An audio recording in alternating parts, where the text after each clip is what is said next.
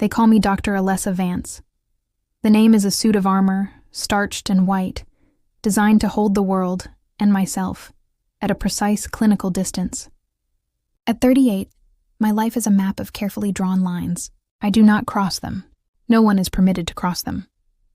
Then came Leo. He was a new paramedic, all sharp angles and quiet intensity, with eyes the color of a stormy sea, and a gaze that felt like it could see straight through my Kevlar composure. 22.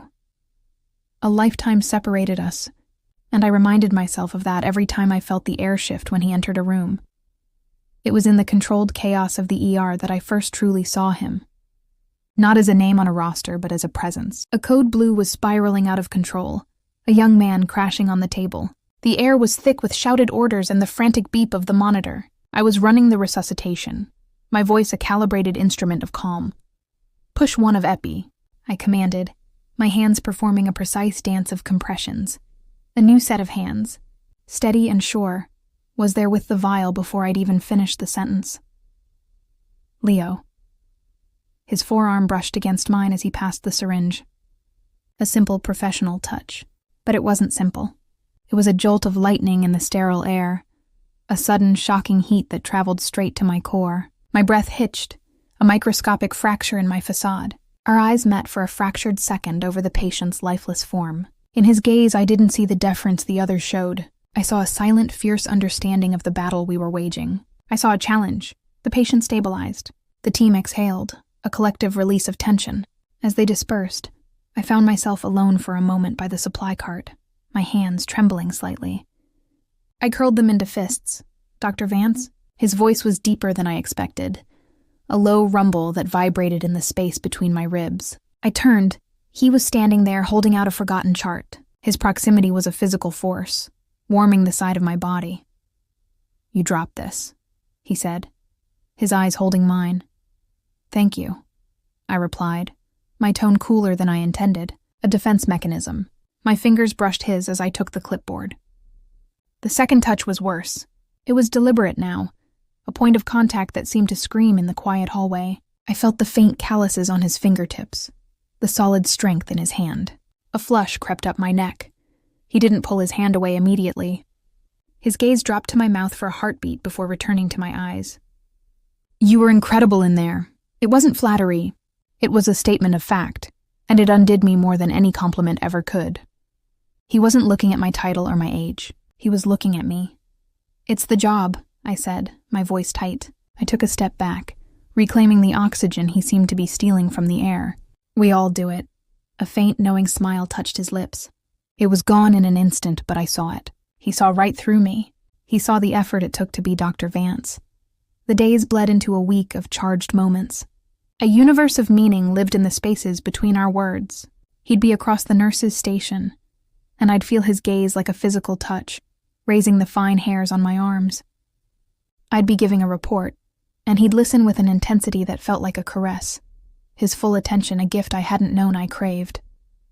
We began to orbit each other, a silent, gravitational pull defying all my rules.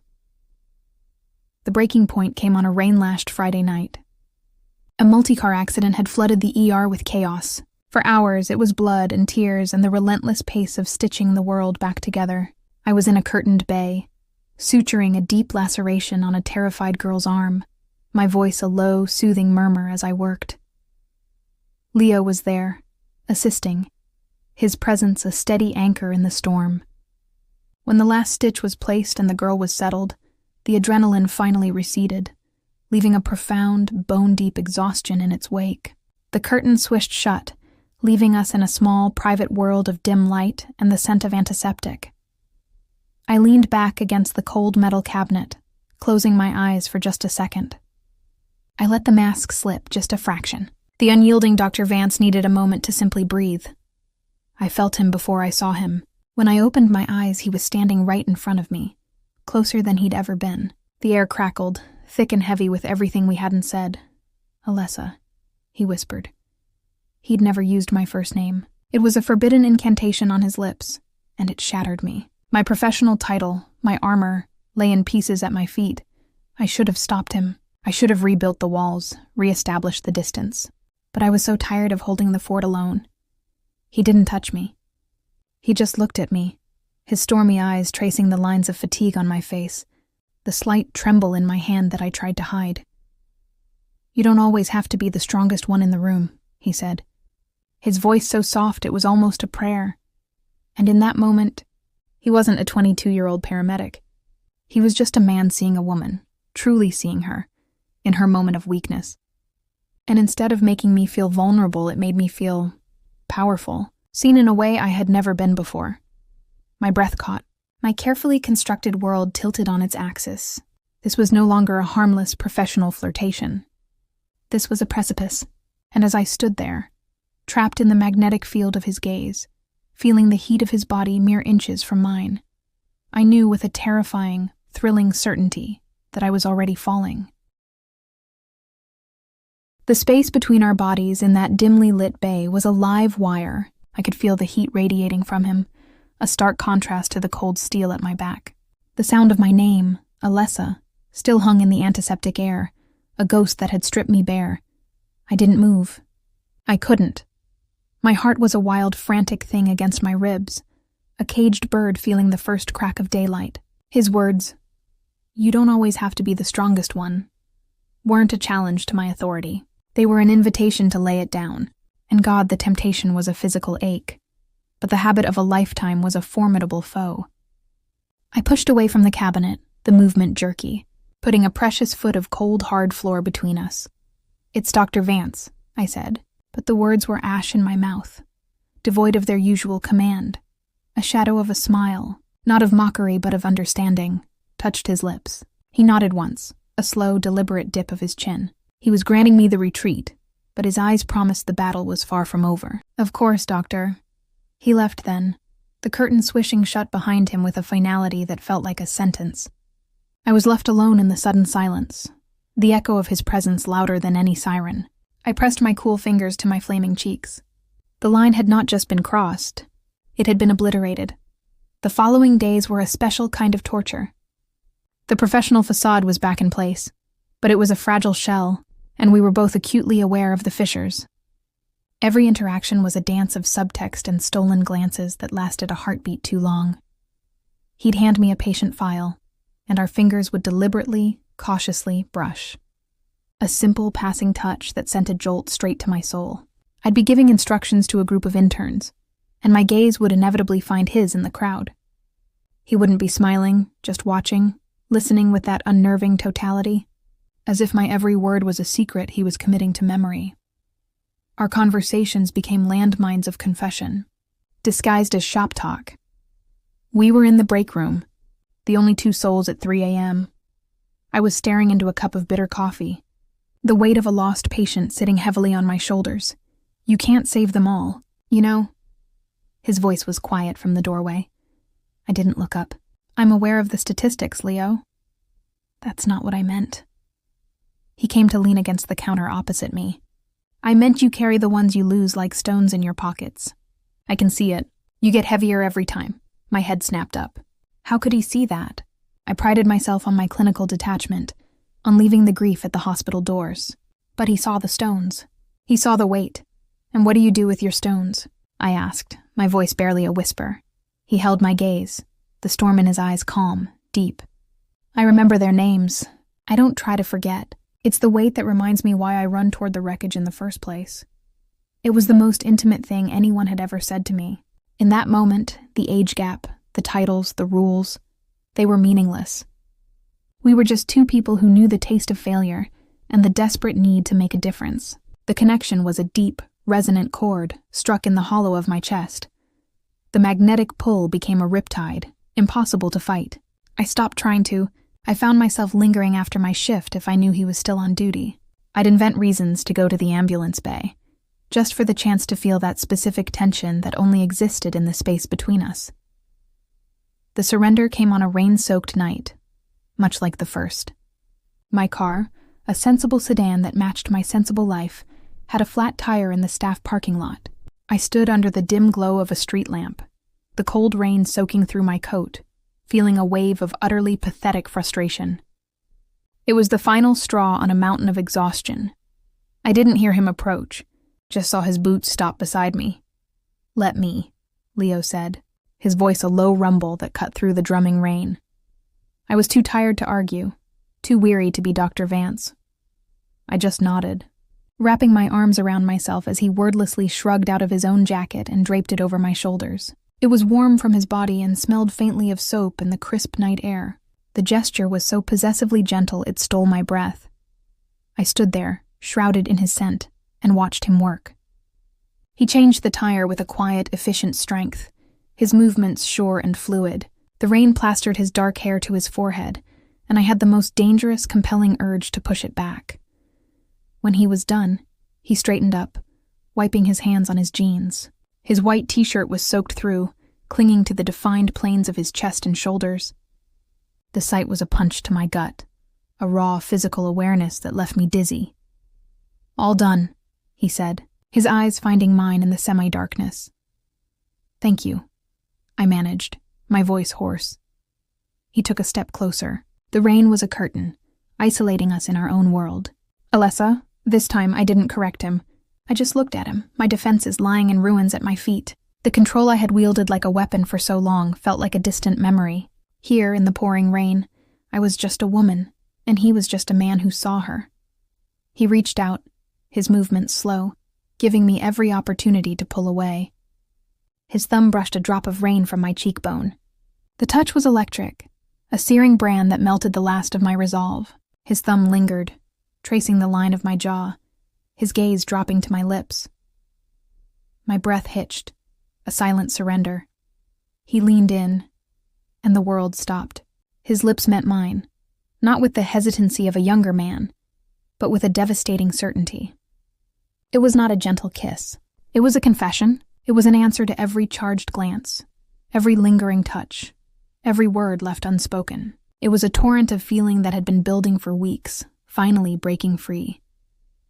I kissed him back with a desperation I didn't know I possessed. My hands came up to clutch at his wet shirt, pulling him closer, needing to feel the solid reality of him. The rain poured down, soaking us to the skin, but I'd never felt warmer. It was a kiss that tasted of rain and recklessness and a profound, shocking rightness. When we finally broke apart, we were both breathing raggedly. His forehead rested against mine, his eyes closed. I was no longer the dominant, composed doctor. I was a woman unraveled, my heart beating in a wild, chaotic rhythm that was entirely his doing. The control was gone, and in its place was a terrifying, exhilarating vulnerability. I had surrendered, and as I stood there in the circle of his arms, his jacket around my shoulders and the taste of him on my lips, I realized I had no desire to take it back. The world did not end when Leo kissed me in the rain. It began. For a handful of stolen days, we existed in a secret, sun-drenched bubble. My sensible sedan became a vessel for clandestine meetings, parked by a windswept cliff overlooking the sea. We didn't talk much in those moments.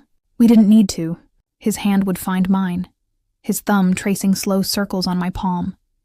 And it was a language more profound than any I had ever known.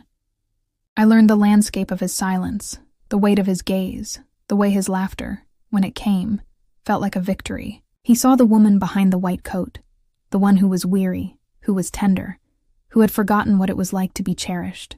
And I saw the man beyond the paramedic's uniform, not a boy, but a soul of quiet strength and startling depth. But bubbles are fragile. The reckoning came on a Tuesday morning, swift and brutal. It was a hospital administrator, her face a mask of polite disapproval, sliding a grainy photocopy across my desk. It was a picture from the parking lot that night, taken from an upper floor. It showed two figures, drenched and locked in an embrace, my face tilted up to his hand cradling my jaw. The evidence was undeniable. "Dr. Vance," she began, her tone dripping with clinical disappointment. "The hospital has a strict fraternization policy, particularly between supervisory and subordinate staff. The age disparity, it's unseemly. It undermines your professional standing." The words were tiny, sharp daggers. Unseemly, a word from another century. Designed to shame. Undermines. They were telling me the foundation of my life's work was cracked because I had let myself feel something real. Guilt, cold and familiar, washed over me. They were right, weren't they? I had been irresponsible. I had let my desire compromise my judgment, my hard-won career. The ghost of my father's voice echoed in my mind. Emotion is a luxury, Alessa. Control is everything. I spent the day in a self-imposed exile, the walls of my office feeling more like a prison than a sanctuary. I avoided the ER. I avoided him. When my shift ended, I fled to the one place I thought I could find clarity. The empty, echoing hospital chapel. I sat in a back pew, the scent of old wood and wax filling my lungs. I stared at the simple altar, waiting for an answer, for a sign. But all I felt was the crushing weight of expectation. The world's, the hospital's, my own. The door creaked open. I didn't need to turn. I felt him. His presence was a change in the air pressure, a warmth at my back.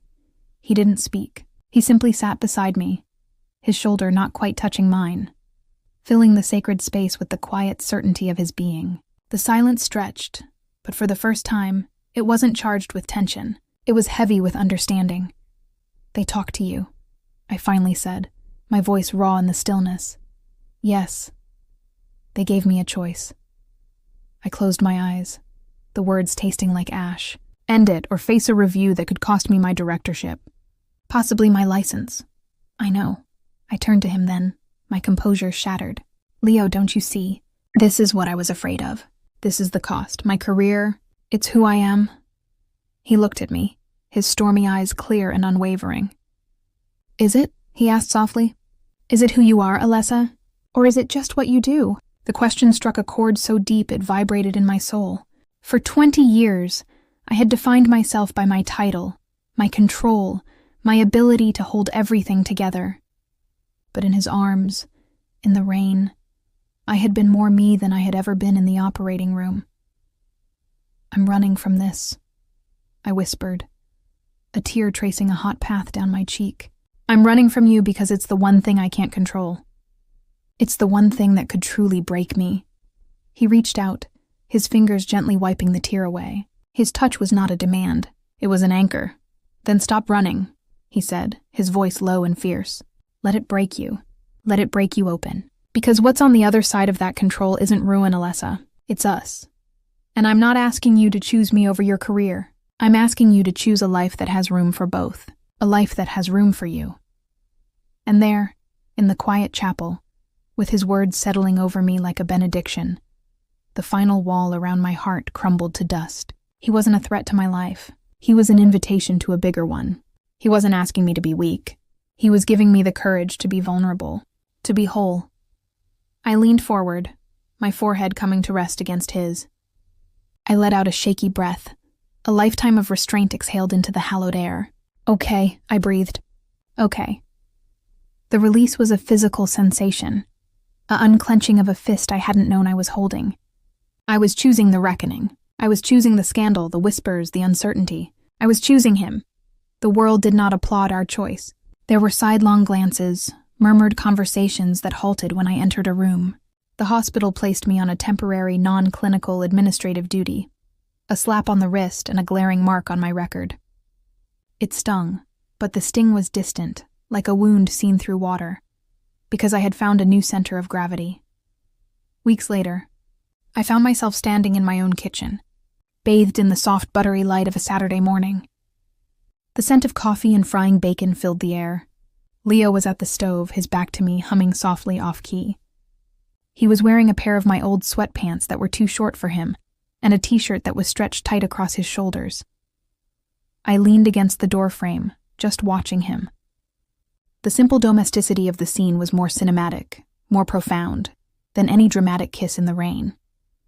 This was the peace after the storm. He turned, a strip of bacon in the tongs, and saw me. A slow, easy smile spread across his face, a smile that reached his eyes and lit them from within. It was a smile of pure, unguarded happiness. "Hey, you," he said. "Hey," I replied, my own smile feeling foreign and wonderful on my face. He put the bacon down and walked over to me, pulling me into his arms without a word. I rested my head against his chest, listening to the steady, strong beat of his heart. My hands, which had spent a lifetime holding scalpels and charts, fisted gently in the soft cotton of his shirt, holding on. There were no grand declarations, no promises of forever. There was just this, the quiet hum of the refrigerator, the golden sunlight pooling on the floor, the solid warmth of his body against mine. It was a love that was not about passion alone, but about partnership. It was not about dominance or surrender, but about a quiet, steady balance.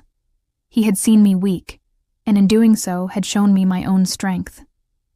He had challenged my control, and in its place had given me a connection that felt more solid than any wall I had ever built.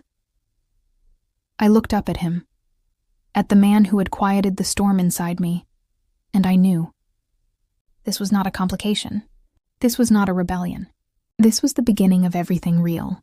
And for the first time in my life, I was not afraid to simply feel it, to let the sunlight and the quiet laughter and the profound peace of his presence wash over me, healing every broken, guarded part of my soul. If this confession of a love that broke all the rules made your heart race, don't miss a single chapter of our story. Subscribe for free to be notified the moment the next forbidden connection unfolds. Your next obsession is waiting.